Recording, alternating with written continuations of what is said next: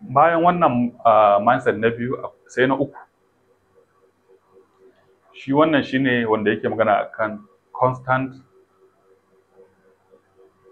and never ending innovation. Idan kana kasuwanci,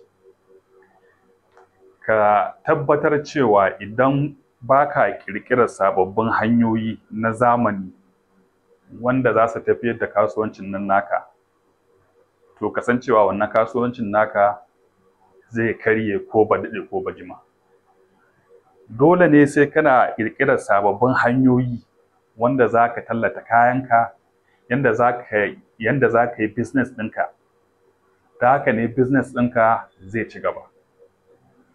Amma idan ya zamanto cewa kullum baka ƙirƙira, baka samun sababbin hanyoyi wanda kasuwancinka zai ci gaba, ko kuma wanda kamfaninka zai ci gaba, to ko ba daɗe ko ba jima wannan kasuwancin naka gab yake da mutuwa. A shekarun baya a 1990s akwai wata waya da ake cewa Motorola. Ita wannan wayar Motorola a lokacin ba wata waya wadda ke tashe irin wannan wayar. A lokacin mutane da dama suna da wannan wayar. To amma me ya faru da wannan kamfani ko wannan waya? Sai ya zamanto cewa lokacin da aka canza daga analog zuwa digital, shi wannan kamfanin bai canza da wuri ba. Sai ya zamanto cewa a lokacin su Nokia, su Sony Ericsson su ne wanda suka canza daga analog zuwa digital. Sai ya zamanto cewa wannan wayar an tafi da ita, wato sai ya zamanto cewa gaba ɗaya mutane kuma ba sa amfani da wannan wayar. Wannan kamfanin dole ya zamanto cewa yanzu haka baya aiki. Search engine, abinda ake cewa search engine su ne irin su Google, irin su Yahoo da sauransu. Search engine na farko wanda aka taɓa ƙirƙira a duniya shine wani search engine da ake cewa AltaVista. AltaVista shine search engine na farko da aka ƙirƙira. To amma saboda baya ƙirƙira, baya sabon innovation, sai ya zamanto cewa search engine da suka zo daga bayan shi irin su Google, irin su Yahoo sun zo sun shiga gaban shi. Yanzu ba a jin labarin wannan kamfanin. Saboda me? Saboda baya ƙirƙira. Akwai wata magana wacce Bill Gates mai kamfanin Windows yake cewa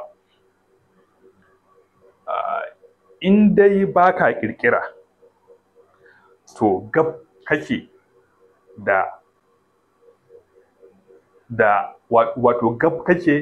da rufe sana'arka in dai baka ƙirƙirar sababbin abubuwa. Shi ya sanya Windows ɗin nan zaka samu cewa kullum duk shekara kusan sai sun yi sabon samfur, ko duk shekara sai sun yi sabon samfur. Saboda haka dole ne ya zamanto cewa 'yan kasuwanmu su san cewa suna ƙirƙirar abubuwa na zamani. Idan zamani ya zo ka tafi da shi, kuma ya zamanto cewa kana ƙirƙirar sababbin hanyoyi wanda kasuwancinka zai ci gaba. Amma idan ya zamanto cewa baka ƙirƙira, to akwai matsala. Kuma akwai wata karin magana wacce 'yan Japan suke yawan amfani da ita, wacce suka yi mata laƙabi da Kanai. Shi wannan abin da yake nufi shine constant and never ending improvement. Duk wani abin da kake yi, to ka tabbatar cewa kullum kana ƙoƙari ka yi cewa ka inganta wannan abu. Kullum kana ƙoƙarin cewa ka inganta wannan abu. Saboda duk abin da ba a inganta shi, to mutuwa zai. Duk abin da ba a inganta shi, mutuwa zai. Ba magana a ce wai abu wai zai tsaya inda yake. Duk abin da baya girma, to mutuwa yake yi dole. Ko bishiya ce in kaga ta daina girma, to tabbas wannan bishiyar mutuwar ta ya zo kenan. Saboda haka dole ne ya zamanto cewa ana ƙirƙirar sababbin hanyoyi da kuma sababbin sababbin abubuwa na zamani wanda zai tafi da zamani, kuma zamanto cewa kasuwanci ana ɗora shi akan wannan hanyar. Ta haka ne za a ci gaba.